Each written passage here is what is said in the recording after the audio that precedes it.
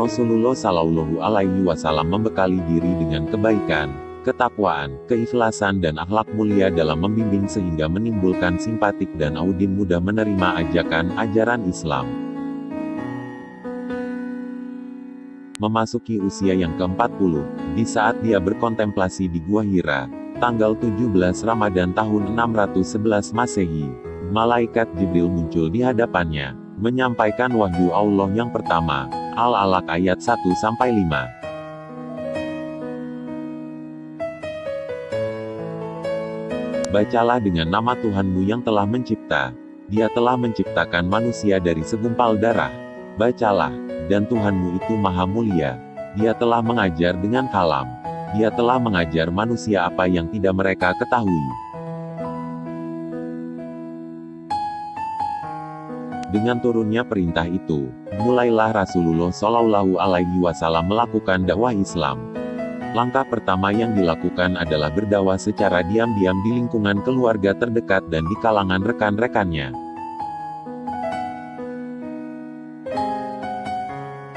Hal ini dapat dilihat dari firman Allah Shallallahu Alaihi Wasallam dalam surah Asy-Syura ayat 214, dan berilah peringatan kepada kerabat-kerabatmu, Muhammad, yang terdekat. Karena itulah, orang yang pertama kali menerima dakwahnya adalah keluarga dan sahabat dekatnya.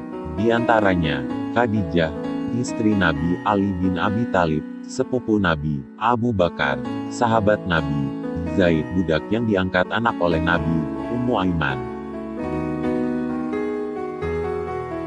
Abu Bakar berhasil mengislamkan beberapa orang teman dekatnya, seperti Utsman bin Affan, Zubair bin Awam, Abdurrahman bin Auf, Sa'ad bin Abi Waqqas, Talha bin Ubaidillah dan Al-Arkam bin Abi Al-Arkam. Dikutip dari buku Badri Yatim, tahun 2008 halaman 19. Selama 3 tahun pertama sejak diutusnya Nabi Muhammad Shallallahu Alaihi Wasallam, dakwah dilakukan secara sembunyi-sembunyi. Selanjutnya dakwah dilakukan dengan terang-terangan secara lisan, misalnya memberi nasihat, memberi peringatan dan sebagainya. Hal ini dituturkan dalam surat Al-Hijr ayat 94, maka sampaikanlah, Muhammad, secara terang-terangan segala apa yang diperintahkan kepadamu, dan berpalinglah dari orang yang musyrik.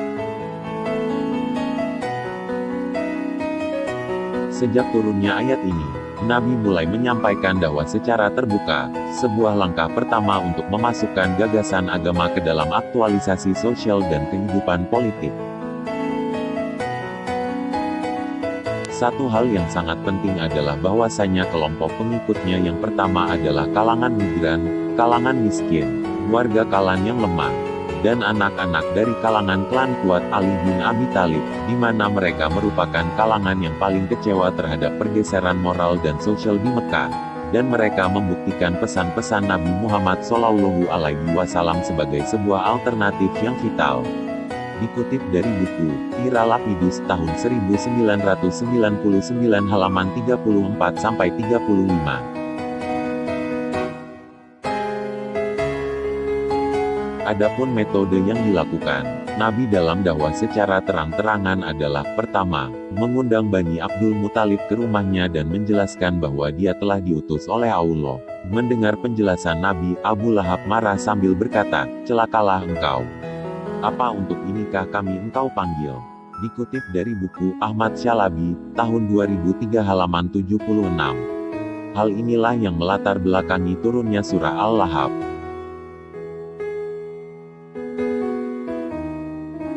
Kedua, undangan terbuka kepada seluruh masyarakat Quraisy di Bukit Safa. Nabi ingin melihat bagaimana pandangan masyarakat Quraisy terhadap kepribadian beliau. Masyarakat Quraisy sepakat bahwa beliau adalah orang yang tak pernah berdusta. Setelah itu beliau mengumumkan kenabiannya. Dikutip dari buku Wahyu Ilahi dan Harjani Hefni tahun 2007 halaman 50.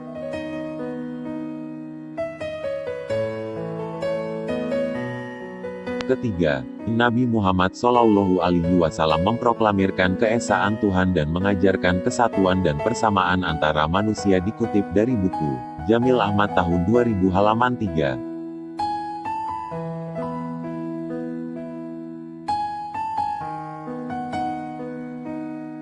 Keempat, Nabi mengadakan pertemuan khusus dengan orang-orang yang percaya kepada beliau untuk aktivitas pembacaan, tilawah, pengajaran, tahlim, dan pensucian, tazkiyah, di rumah Arkam bin Abil Arkam, dan merupakan sekolah Islam yang pertama.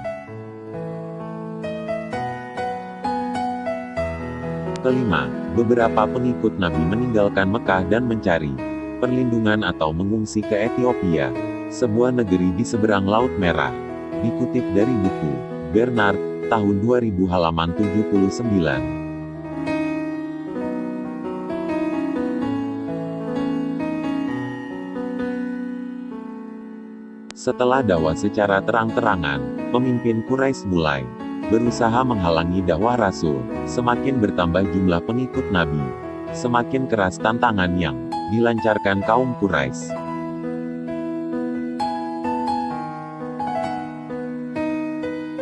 Menurut Ahmad Syalabi dalam bukunya, tahun 2003 halaman 77-80, ada 5 faktor yang mendorong orang Quraisy menentang seruan itu.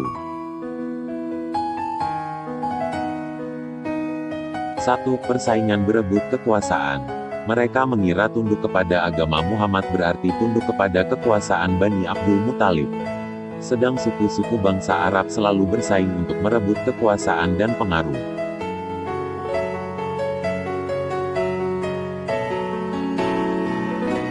2. Penyamaan hak antara kasta bangsawan dan kasta hamba sahaya. Bangsa Arab hidup berkasta-kasta. Tiap-tiap manusia digolongkan kepada kasta yang tak boleh dilampauinya. Tetapi, seruan Nabi Muhammad memberikan hak sama kepada manusia.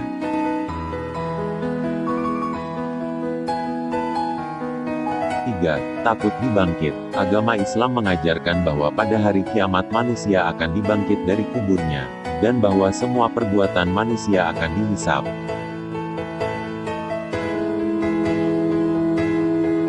4. Taklid kepada nenek moyang. Taklid kepada nenek moyang secara membabi buta, dan mengikuti langkah-langkah mereka dalam soal-soal peribadatan dan pergaulan adalah suatu kebiasaan yang berurat berakar pada bangsa Arab.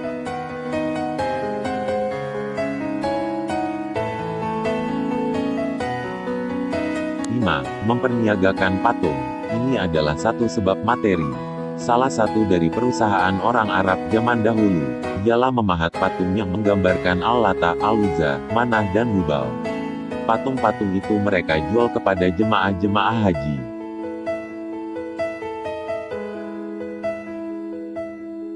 Kaum Quraisy selalu berusaha untuk menumpas dan menindas agama Islam dengan menempuh jalan apa saja. Dalam bukunya, H. Munzir Suparta dan Harjani Hefni, tahun 2003 halaman 48, salah satunya dengan memboikot Bani Hashim.